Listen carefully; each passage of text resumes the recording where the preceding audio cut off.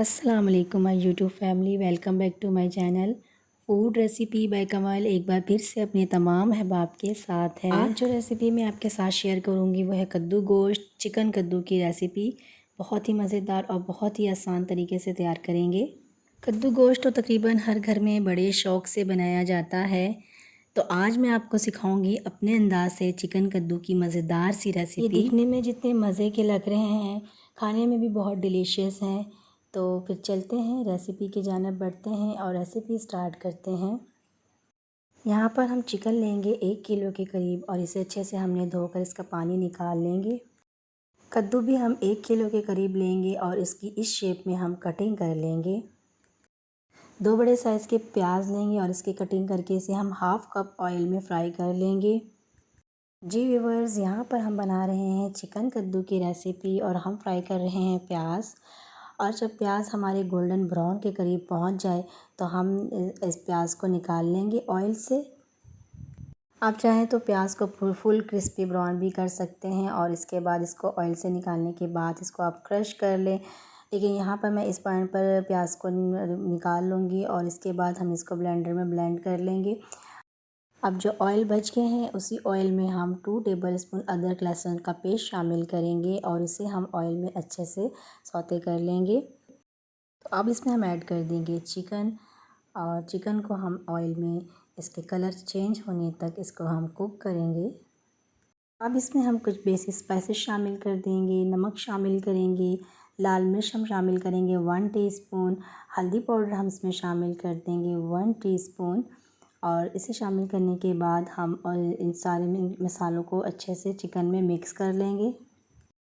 और यहाँ पर हम इन मसालों के साथ चिकन की बहुत अच्छे से भुनाई करेंगे। जब चिकन का पानी खुश्क हो जाए और ऑयल ऊपर आ जाए तो हम इसमें शामिल कर देंगे 2 दरमियाने साइज़ के टमाटर। अब इन टमाटरों को भी हम इस मसालों में मिक्स कर लेंगे और अच्छे से हम इसको पकने के लिए छोड़ देंगे। साथ ही हम इसमें शामिल कर देंगे जो हमने प्याज ब्राउन करके इसका पेस्ट तैयार किया था, ये भी इसमें हम शामिल कर देंगे। अब इन सारे इंग्रेडिएंट्स को हम चिकन के साथ बहुत अच्छे से हम इसकी भुनाई करेंगे। मीडियम फ्लेम पर हम अपने चिकन की भुनाई कर रहे हैं ताकि मसाले और चिकन हमारे जले ना। जी व्यूअर्स, यहाँ पर आप देख सकते हैं कि बहुत अच्छे से इसकी भुनाई हो चुकी है और ऑयल भी ऊपर आ चुका है। तो इस पॉइंट पर आकर इसमें हम शामिल कर देंगे कद्दू को। अब इन कद्दूओं को हम अच्छे से गोश्त और मसालों में इसकी हम भुनाई करेंगे मज़ीद 5 मिनट, ताकि जो कद्दू और की जो स्मेल है वो दूर हो जाए और मसाले की खुशबू इसमें शामिल हो जाए।